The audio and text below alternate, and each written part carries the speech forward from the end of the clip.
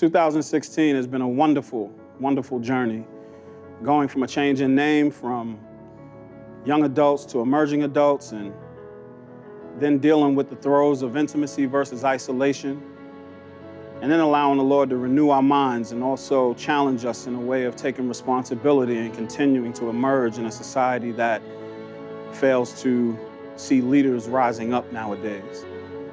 It's so interesting to see what the Lord is going to do in 2017. Learn, grow, lead. Emerging adults. We had the opportunity to spend time together and discuss the topic, My Time. Our pastor has shared with us that there are 3 elements of growth, which are relationships, truth, and time. So we talked about and sought to understand on a deeper level how, through the element of time, we experience the development of our perceptions, which is our awareness of life, our perspectives, which is our philosophies about life, our attitudes, which is how we feel about life, and approach, how we engage life. We also talked about how we, as believers, seek to understand what our time on earth is really for. Ultimately, we want to know our purpose. Well, Colossians 1 tells us that we were created by God, that points to our origin, and for God, that points to our purpose. So we learned that if you want to know your purpose, you have to start with God. Thank you, emerging adults, for allowing me to rock with you. And I pray that 2017 finds you walking in your purpose. Learn, grow, lead. So, emerging adults, when we discuss relationships, you were asked to list your relationships in order. And we concluded that the top 3 should be God, yourself, and others. We agreed that we shouldn't go horizontally for things that we should be getting from our vertical relationship with God. We discussed that if we don't have a healthy relationship with ourselves, then we won't be able to maintain healthy relationships with others. We explored the importance of boundaries in our relationship, because as Pastor has taught us, there may be people in your life that you can be transparent with that you cannot be vulnerable with. As Christians, we should understand that out-of-order relationships with people who occupy intimate spaces in our life may lead us to compromising situations, doing compromising things with compromising people. Remember what ARB says, relationships are the network for life. So let's make sure that we are engaging and spending our time with people that are adding value to our lives. I pray that 2017 is the year that you experience the benefits of having a healthy relationship with God, yourself, and with others. Learn, grow, lead. Wow, what an amazing time I had with you guys. Being able to share and discuss one of my favorite aspects of our faith, worship. Worship was phenomenal. Keep in mind that worship is twofold. 1, an act, and 2, a lifestyle. Our act of worship will determine our lifestyle.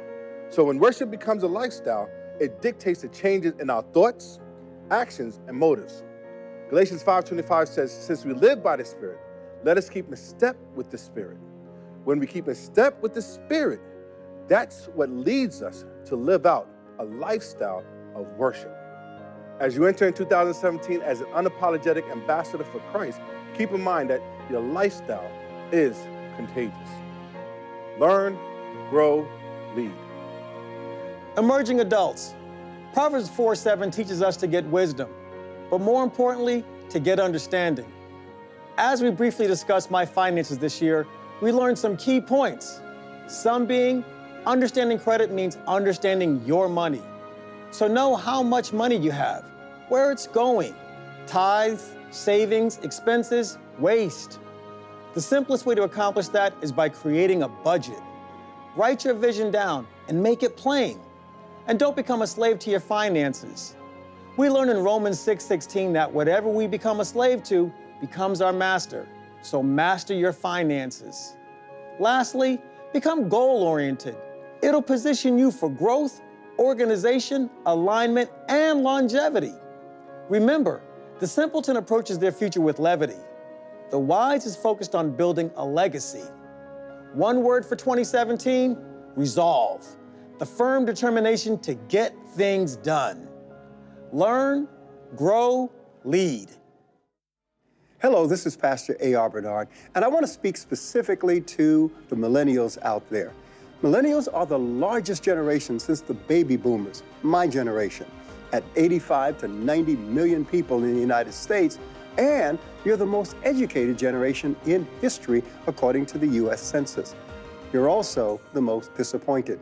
Unfortunately, the way the economy is, the American dream is far out of the reach of millennials. You represent 40% of unemployed workers in the United States. Average college debt for you as a millennial is around $33,000, with the median household income remaining the same for you since 1999.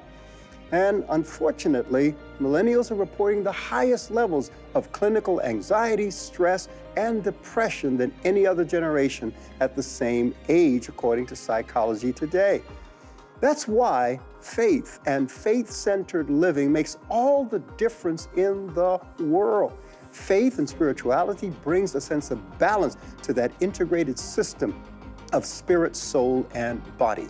I want to congratulate you. I'm proud of you for the last year of growth, the journey that you've been on, what you've experienced, the coffee talks, all of the sessions that we've had together, and some of our other ministers. And we want to now look ahead to the year 2017. It promises to be a year of change, transition, according to a prophetic word that we received in our congregation. And you need to be up on that transition. You need to be excited about the opportunities ahead. Let 2017 be a year of opportunity, sensitivity, and awareness to those opportunities, along with ingenuity and determination. It's going to be a year where you're going to learn, grow, and lead. And I think that's what you've got to keep in mind.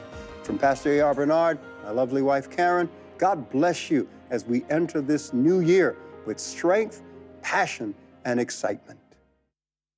Learn, grow,